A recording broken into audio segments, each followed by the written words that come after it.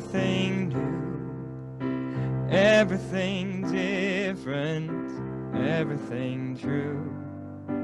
I am ready for my next thing to do. Oh, I know it's gonna be everything new. And I'm through crying, I'm through waiting, I'm through hoping against all hope. I'm through longing for something gone that'll never be mine. I think I finally learned to bring it on. Everything new, everything different, everything true. I am ready for my next thing to do. Oh, I know it's gonna be everything new. I'm through grieving, I'm through dreaming that the life I had is ever coming back. No more wishing on someone else's star that'll never be mine. I think it's time to bring it on. Everything new, everything different, everything true. I am ready for my next thing to do. Oh, I know it's gonna be everything new. And I've survived many times before, broken hearts and slamming doors. I'll be alright, yes I will once more, just as I did back then.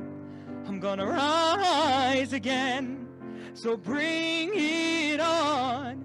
Everything new, everything different, everything true. I am ready for my next thing to do. Oh, I know it's gonna be everything new. Bring it on. Everything new, everything different, everything true. I am ready for my next thing to do. Oh, no, it's gonna be everything new. Oh, I know it's gonna be everything new.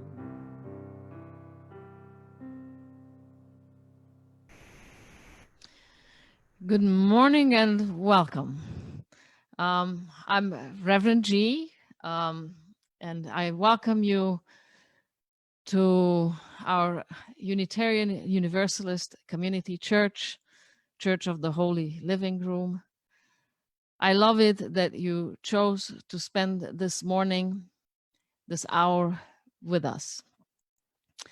And allow me also to invite you to join in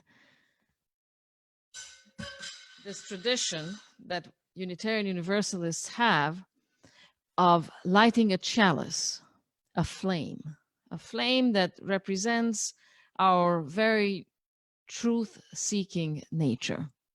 This is what we all have in common, that we seek truth, and we seek it with commitment, with zeal, and with joy.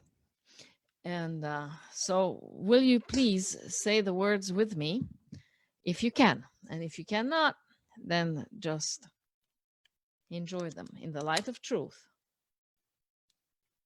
and the warmth of love, we gather to seek, to sustain, and to share.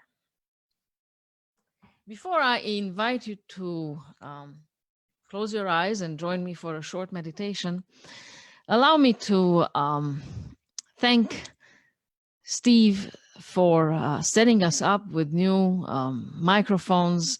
Last week he set me up with a new mic, so he improved the quality a whole lot. And this week he set Nick up with mic, so now both his voice and then his piano are easier enjoyed, better enjoyed. We are realizing that we are going to be viral for a minute, and So we're trying to do our best to improve the quality all the time. So thank you, Steve, very, very much. And thank you, Miriam and Nick, who's always providing us the wonderful music. And Miriam, who does everything in the background, figures things out. Grateful for all of you, absolutely all of you. And now, please join me for a short meditation. I invite you to close your eyes, uncross your legs, uncross your arms, and take a deep breath. If it is yours to close your eyes, close them. And as you breathe in, just relax.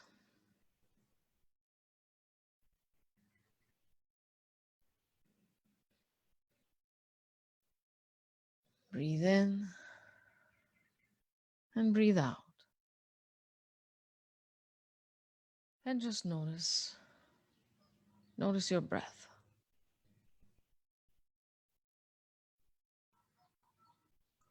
Bring all your awareness to your breath. Breathing in and breathing out.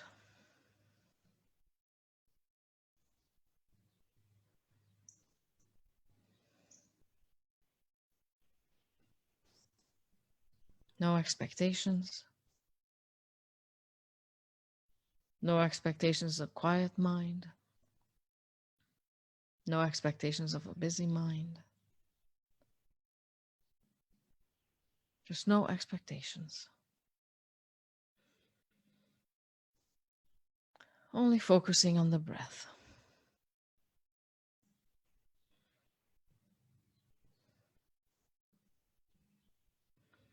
Allowing for the breath to inform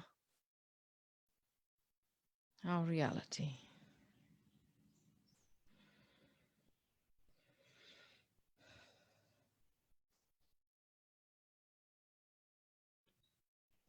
Only awareness of the breath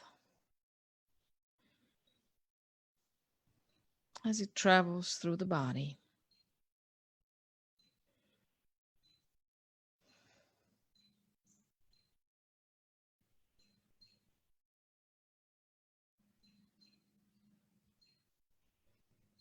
And we thank the breath for sharing its life with us. We thank for our thoughts for sharing their lives with us. Everything has a right to its life. And we allow it to return to where it came from.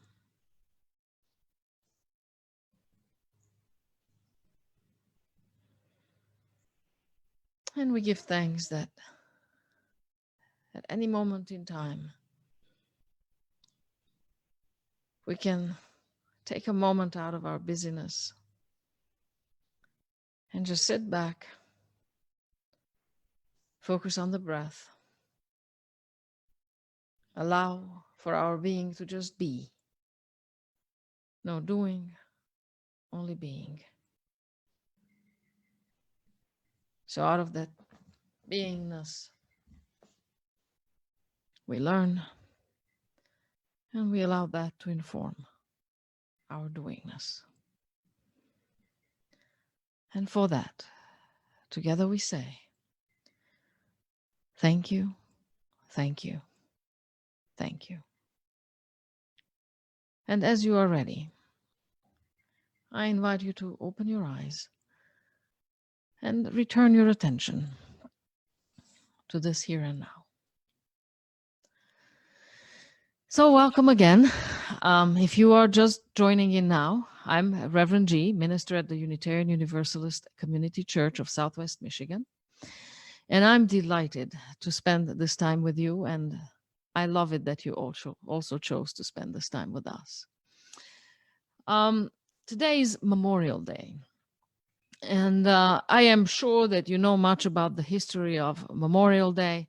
Nonetheless, I will give you just a little reminder anyway. Um, it all started after the Civil War.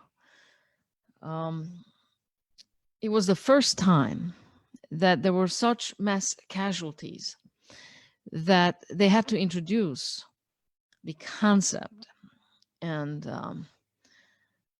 of national cemetery. So these national cemeteries were established, and there were many soldiers who passed and could not be identified.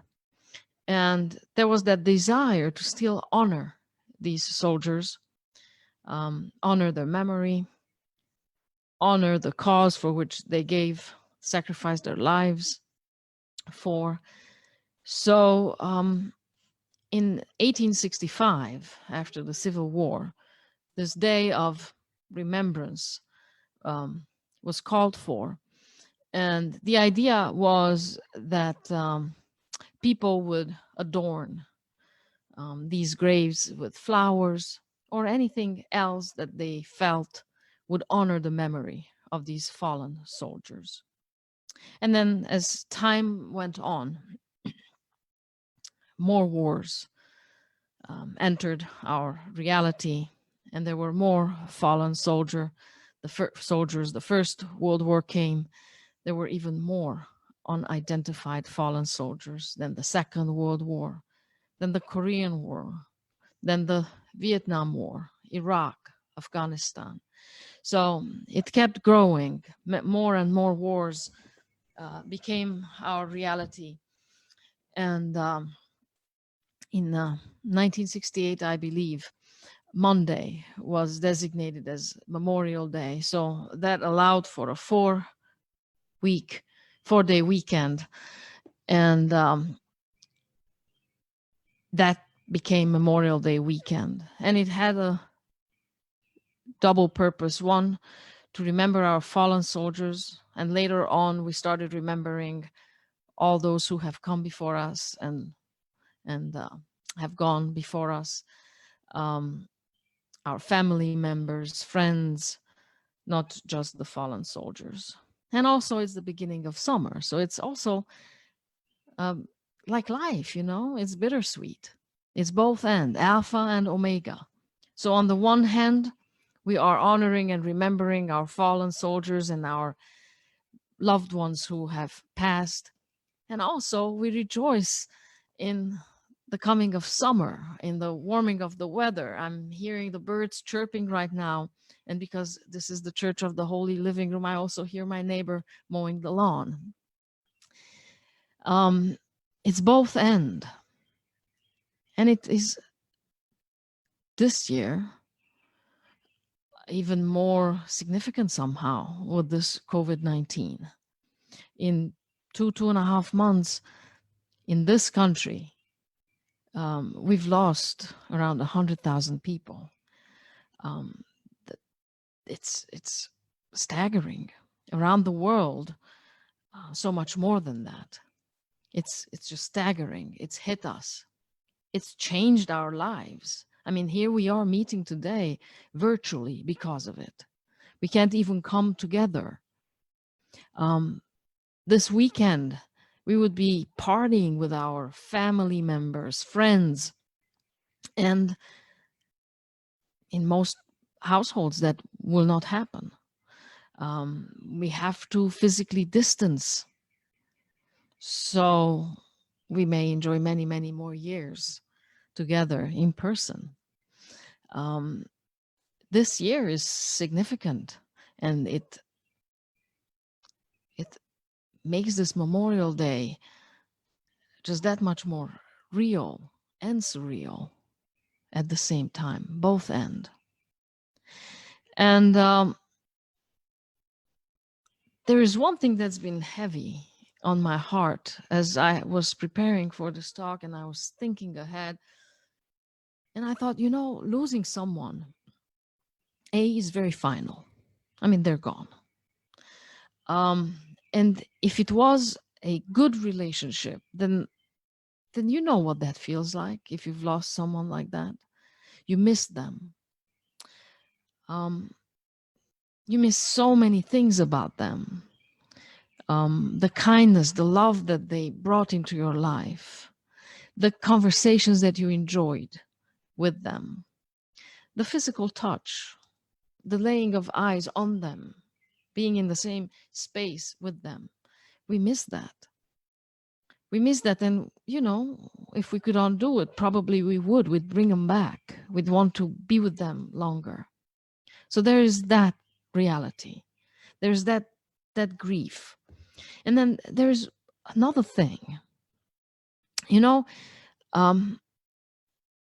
there are expectations around grief. And in this country, it's a little bit hard because it has to do also a lot with what is in your contract. Like, how much time do you get off when you lose a loved one? And you got to read that contract really closely. In most workplaces, you get about 3 to 4 days if you lose husband, wife, or a child. If it's siblings, parents, cousins, then you don't really get anything.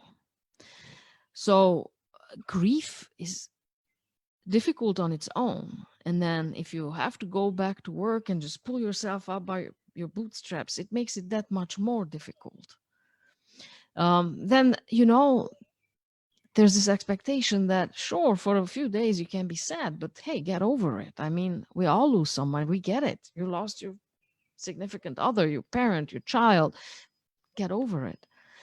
And it doesn't work that way. Grief has a process. So then people write about this grief process. And one of the best known books is Mary Kubler-Ross's book, which has the 5 stages of grief. And later in life, she regretted having written that book because people started to use it as the Bible of grief. And then there were these expectations formed around these 5 stages of grief, like that's how you ought to grieve. And it's not true. Like, we all grieve how we grieve. Like, it's individual. Like, you have the right to do it however it is yours to do. And it may take a longer time for one and a shorter time for another. So maybe the secret to grief is to just allow for those feelings. Don't try to shut them off as if you have no right for it, or like it would be time now to get over it, so I must pull myself up by my bootstraps. It's not like that. You have the right to grieve however it is true for you. And no one can give you that permission but you. And no one can take it away either but you. So as I was preparing for this talk, I was very aware of this loss. And so many people just in these 2.5 months died who we did not expect to lose. So I imagine that there's unfinished business there for many. And by now, probably there's none of us who doesn't know somebody who has lost somebody to COVID-19. Or we may have lost somebody to COVID-19. And then the worst part is it that we cannot be there to grieve together. That is a big component of grief, grieving together. Some of us have lost loved ones, not to COVID-19, but we happen to lose it in this period of time, and we couldn't be with our loved ones who are dying, and now we cannot be with the surviving relatives. It is heart-wrenching. So the unfinished business. But then, that's the alpha. There's also the omega and everything else in between. And the omega is that when we lose somebody with whom the relationship had been troubled at best, perhaps quite abusive. And then that grief process is different. The unfinished business there, heavier yet, harder yet. There's a lot of forgiveness that needs to happen for us to be whole again. And boy, some things are hard to forgive. And so we struggle with that too. The Alpha and the Omega and everything else between. So, what if we could see into each other? What if we knew what is it that we deal with? How would we tread? Maybe lighter? Maybe cutting each other a slack? Maybe we could be perhaps even more compassionate, more attentive, more allowing for more room for the expression of that pain, inviting it into our space, and find the comfort to sit with it, be with it, allow for it. It's both and. It's Alpha and Omega. There's a joy in remembering, and there's a pain, anger, hurt, disappointment, sorrow, all of it. What if we could hold each other in that space with kindness, gentleness, words if those are invited, just presence if that all that can be received? What if?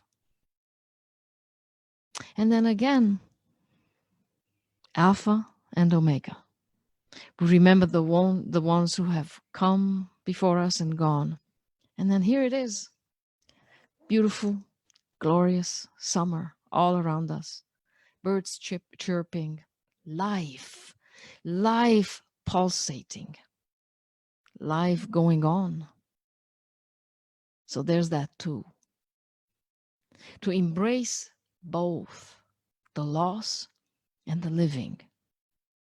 Embrace our lives and honor those who have gone before us the best way we know how to, and that is to live a good life, to live a healthy life, to live an emotionally well-rounded, well-adjusted life.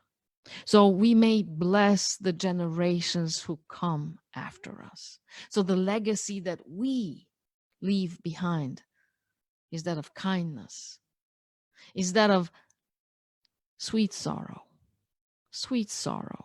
that we know that instead of pain, we left behind kindness, love, compassion, joy, a way of life that enriched those around us and the planet. And then wars are still going on. People are still dying in combat. And Memorial Day will be as long as there are people, because we just can't seem to figure out peace. So I would like to leave you with two quotes. One of them is from a Hindu mystic. His name is Rabindranath Tagore, and I probably don't pronounce that well. But guess what? When I see names that I don't know how to pronounce, I always read it with my Hungarian brain, my Hungarian mind. And in Hungarian, you pronounce every letter as it is written. And so in Hungarian, it would sound like Rabindranath Tagore. So I hope you can figure it out how to pronounce it for yourself. If you cry because the sun has gone out of your life, your tears will prevent you from seeing the stars.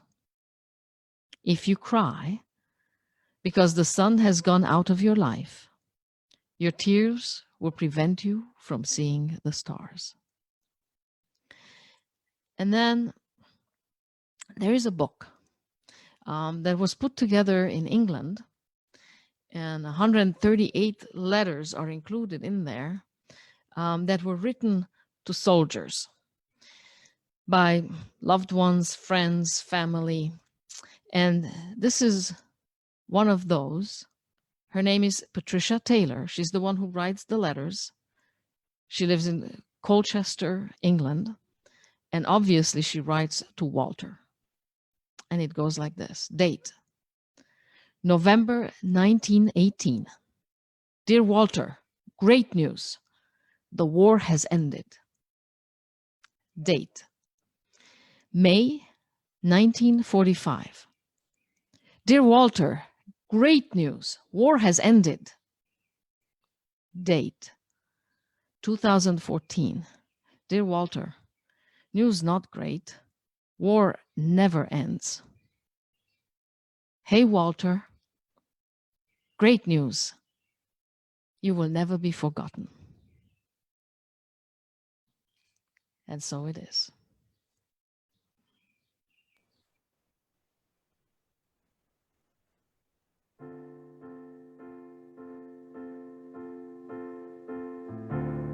If this is my last song, if this is my final day, if tomorrow I'll be gone, what do I want to say? If this is my last song, if it's my time to go, when my body's moved on, what will I have to show? Oh, but fortune and fame is scattered to the wind. The things that make a name just don't matter in the end. But is the world a little more peaceful? Oceans and sky a little more blue? Is humankind a little bit wiser about the good that we can do? Does the sun shine a little bit brighter where before there was only rain? If so, then I'm glad I came.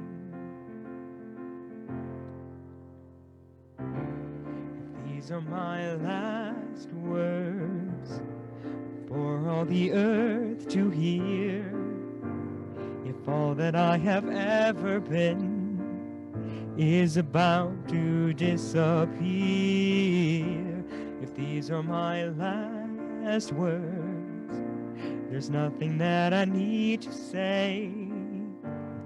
I've only tried to serve. It's never been about talking anyway. So much hurt there is to heal, it's hard to understand.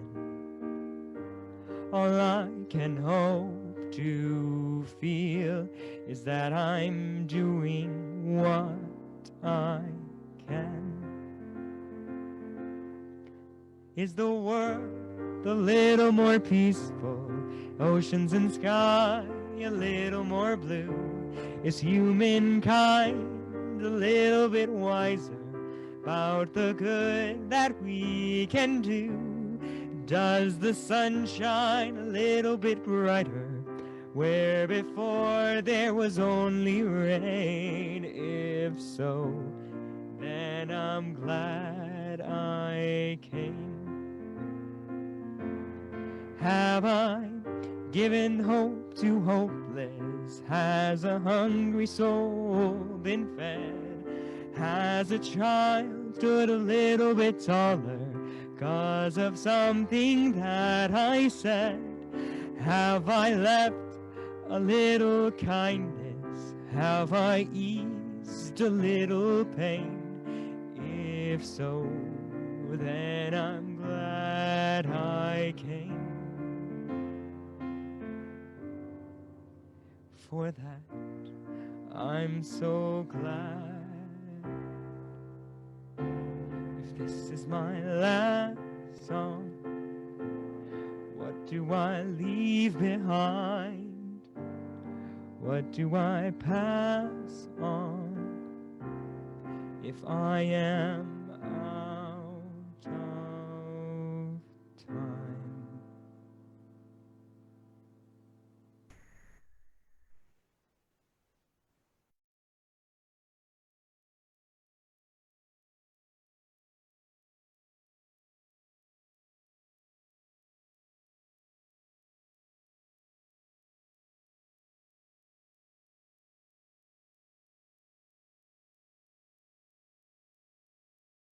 I can't unmute. Okay, thank you. I couldn't unmute there for a second. Sorry about that.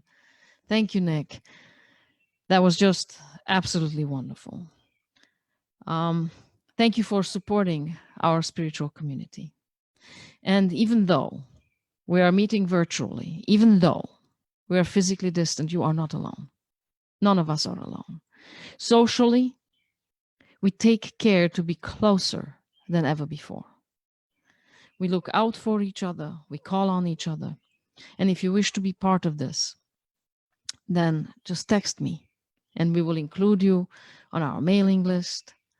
We will include you and with offers of ways that we meet throughout the week.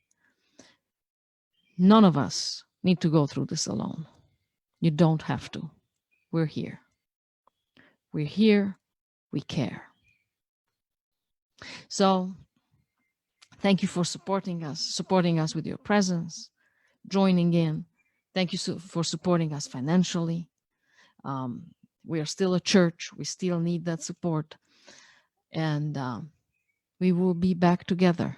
We will be back together in person. We just don't know when. And we are learning to find our comfort in the I don't know. Make it okay. So you are not alone. And know that you have been equipped for this moment. You are equipped to deal with this moment, with this time. And you know it. You know exactly how to do it. That wisdom, that guidance, that light is all inside you. Tap into it and live it.